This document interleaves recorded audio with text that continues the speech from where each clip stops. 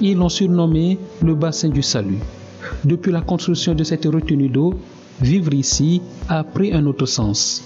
Et pour cause, ce village de Edo-Kukopé, longtemps victime des inondations, n'a plus maintenant peur quand s'annoncent les orages.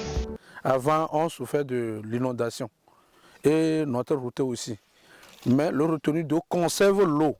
On fait le drainage de la route jusqu'au retenue d'eau. Et en ce moment, le village est assaini. Depuis qu'on a creusé ce retenu, on n'a pas encore le problème là.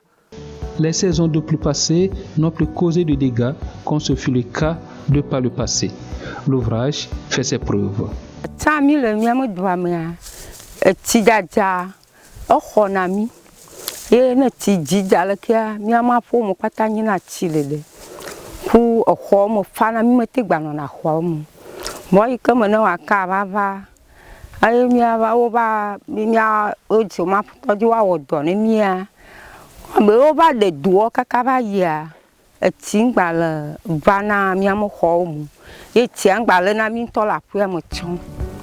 La réalisation de ce bassin a mobilisé tout le village. Enfants, jeunes et adultes ont compris l'urgence de l'action. Ils ont participé à sa construction avec l'appui du projet Waka à travers les organisations locales.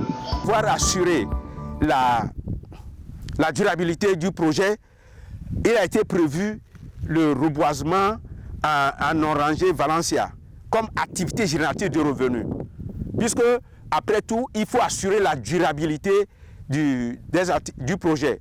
Et c'est avec cette activité-là que la communauté même a choisi et elle va faire dès le mois de mars, avril déjà, quand vont commencer les pluies, ils vont mettre en terre les orangers sur une superficie de 4 hectares.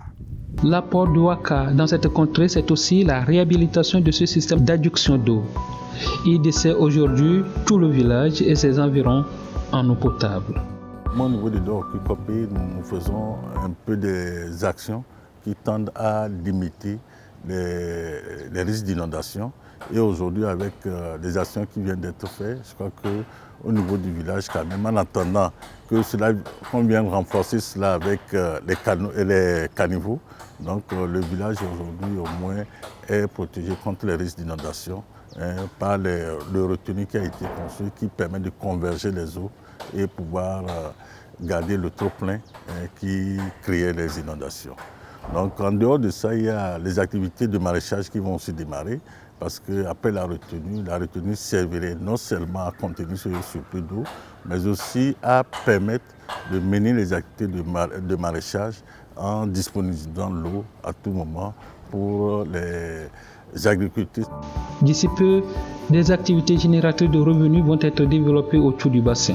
Le comité villageois de développement a déjà conçu un plan dans ce sens. Il veut transformer progressivement cet univers en un éco-village.